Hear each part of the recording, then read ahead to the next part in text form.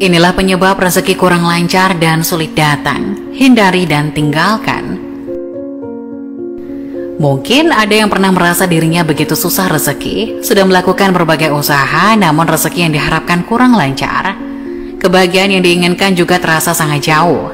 Malah kesusahan demi kesusahan datang silih berganti, seolah hidup ini tidak berpihak kepada kita. Lain halnya saat melihat kondisi orang lain, kita seakan melihat orang tersebut hidupnya begitu mudah. Rezeki mereka terlihat lancar, hidupnya pun terlihat bahagia. Lalu muncullah rasa iri terhadap rezeki orang lain seiring dengan munculnya pikiran negatif, sehingga kita memandang curiga kepada orang lain tersebut. Muncul anggapan kalau uang yang dihasilkan orang lain dari hasil korupsi, dari hasil menipu orang, atau bahkan dia malah bersekutu dengan jin pesugihan karena tidak terlihat bekerja keras, serta dugaan negatif lainnya. Justru yang harus kita lakukan adalah menghilangkan sifat iri dalam diri. Mari sama-sama mengoreksi diri masing-masing. Ini untuk mengetahui apakah kesusahan demi kesusahan yang datang, termasuk kurang lancarnya rezeki kepada kita karena ulah kita sendiri. Allah Subhanahu wa Ta'ala tidak akan menganiaya hambanya dan senantiasa mempermudah jalan hambanya. Namun mengapa seolah rezeki masih saja sulit datang kepada kita? Perhatikan hal yang dapat menyebabkan rezeki kurang lancar. Siapa tahu masing-masing dari kita masih ada yang melakukan hal-hal berikut ini. Apakah kita masih melakukan kemusyrikan atau berbuat syirik meski hanya dalam hati? Yang dimaksud syirik adalah menyekutukan Allah dengan sesuatu, bisa benda, tempat, manusia, dan lain sebagainya. Satu contohnya seperti kita percaya bahwa rezeki yang datang kepada kita karena mempunyai benda keramat yang kita punya. Benda itu memiliki petuah dan mendatangkan rezeki. Padahal rezeki datangnya hanya dari Allah melalui apa yang dikehendaki. Apabila rezeki datang melalui seseorang, berterima kasihlah kepada Allah dan bersyukurlah kita dipertemukan oleh Allah kepada orang tersebut, bukan beranggapan yang memberikan rezeki adalah si fulan. Anggapan yang salah adalah kalau tidak karena si fulan, saya tidak bisa apa-apa.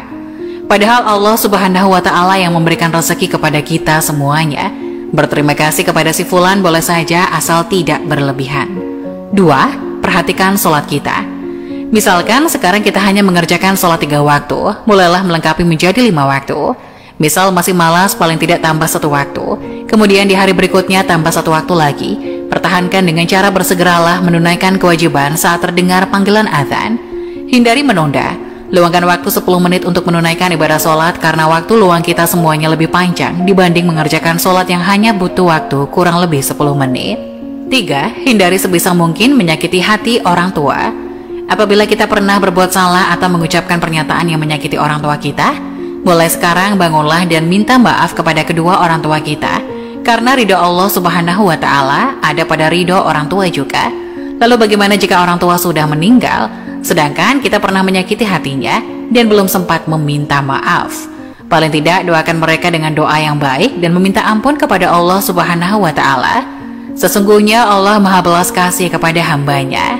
4. Apakah kita memakan harta yang bukan hak kita? Dalam hal ini sangat luas penjelasannya, namun saya contohkan yang mudah saja.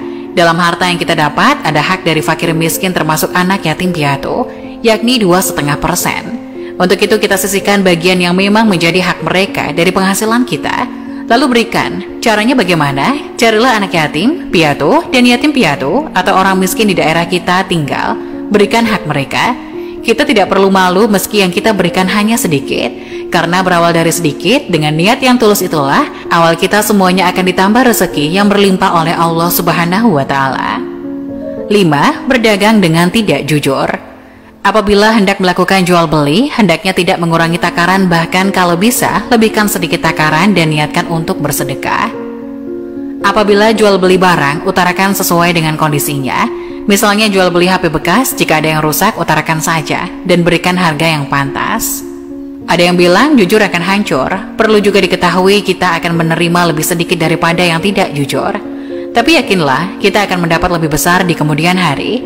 Orang yang tidak jujur mungkin akan menerima lebih banyak di awal, tetapi setelahnya akan mendapatkan sedikit karena perbuatan kurang jujur yang dilakukannya sendiri.